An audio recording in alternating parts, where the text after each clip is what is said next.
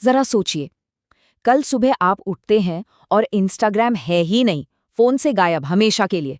न कोई रील्स, न स्टोरीज, न कोई डीएम। रातों रात सब कुछ खत्म। ये सिर्फ एक ख्याली पुलाव नहीं है, ये एक ऐसा सवाल है जिसके बहुत गहरे मतलब हैं। तो सवाल ये है कि सबसे ज्यादा शौक लगेगा किसको? उन क्रिएटर्स को जिनकी पूरी दुनिया, जिनकी पूरी ऑडियंस ही इंस्टाग्राम पर है, या उन छोटे बिजनेसेस को जिनकी बिक्री की गाड़ी इंस्टाग्राम से ही चलती है, या फिर हम सब यूजर्स को जिनके लिए टाइम पास और दोस्तों से जुड़ने का मतलब ही इंस्टाग्राम है? चलिए इसी सवाल की तह तक चलते हैं। आज इस पूरी गुत्थी को हम इन 5 हिस्सों में सुलझाएंगे।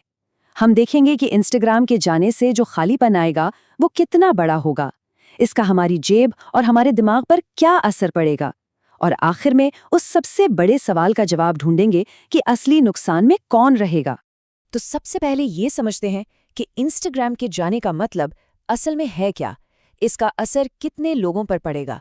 चलिए सिर्फ इंडिया का नंबर देखते हैं और आप यकीनन चौंक जाएंगे। पूरे 20 करोड़। जी हाँ, आपने सही सुना।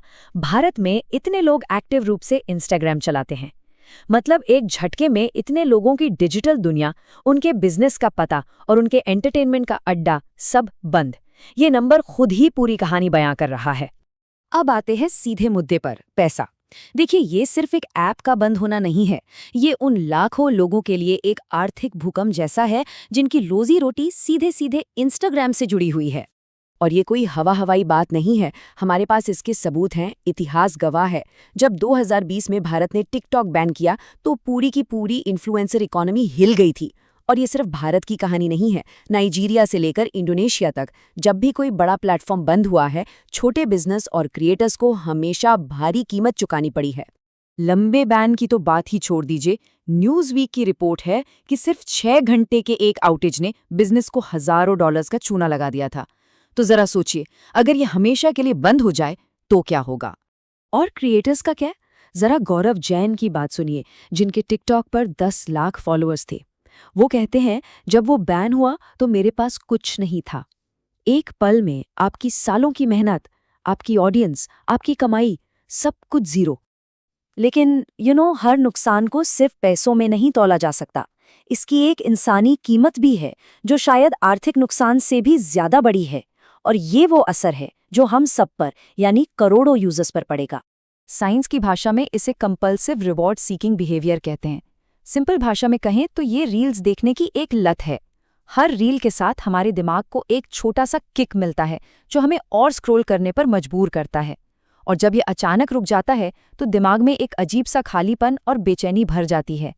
और इस खालीपन के नतीजे क्या होते हैं? फ्रस्ट्रेशन, एंग्जाइटी, अकेलापन और मोटिवेशन की जबरदस्त कमी। कई स्टडीज ये बताती हैं कि अचानक डिजिटल दुनिया से कट जाने पर लोगों की मेंटल हेल्थ पर बहुत बुरा असर पड़ता है।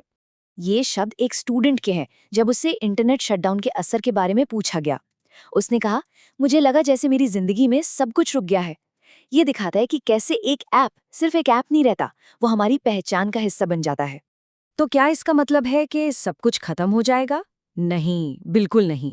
सच तो ये है कि लोग रुकेंगे नहीं। डिजिटल दुनिया की खासियत ही यही है कि वो खाली जगह पसंद नहीं करती। यूजर्स और क्रिएटर्स गायब नहीं होते, वो बस अपना नया ठिकाना ढूंढ लेते हैं।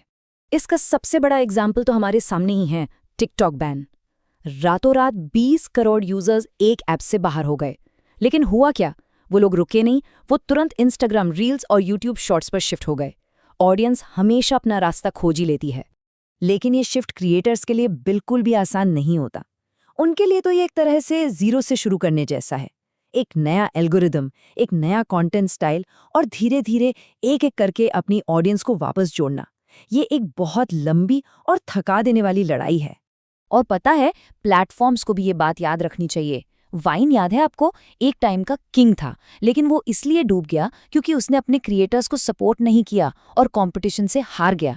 सबक बिल्कुल साफ है, अगर क्रिएटर्स नहीं तो प्लेटफॉर्म भी नहीं। तो घूम फिर के हम वापस आ गए हैं अपने सबसे बड़े सवाल पर। हमने जेब पर होने वाला असर देख लिया, दिमाग पर होने वाला असर समझ लिया, और ये भी जान लिया कि लोग रुकते नहीं बल्कि शिफ्ट हो जाते हैं। तो अब फैसला करते हैं कि सबसे ज्यादा चोट किसे लगेगी। स्क्रीन पर देखिए, यहाँ 2 तरह के नुकसान बिल्कुल साफ है। एक तरफ है क्रिएटर्स और बिजनेस का ठोस नुकसान, पैसा, रेवेन्यू, करियर जिसे आप गिन सकते हैं, माप सकते हैं। और दूसरी तरफ है हम यूजर्स का अमूर्त नुकसान, मानसिक शांति, रूटीन और कनेक्शन की भावना, जिसे सिर्फ महसूस किया जा सकता है। तो अब सच सच बताइए, अगर इंस्टाग्राम कल बंद हो गया तो सबसे ज्यादा नुकसान किसे होगा? उस क्रिएटर को जिसका पूरा करियर दांव पर लगा है, उस छोटे बिजनेस को जिसकी बिक्री एकदम से ठप हो जाएगी, या फिर हम सब आम यूजर्स को जिनकी आदत और कनेक्शन टूट जाएंगे? वैसे ऐसे ही जबरदस्त टॉपिक्स के लिए 21 शॉर्ट्स नागौर को सब्सक्राइब करना मत भूलिएगा। अब आप बताइए, आपके हिसाब से सबसे बड़ा नुकसान किसका होगा?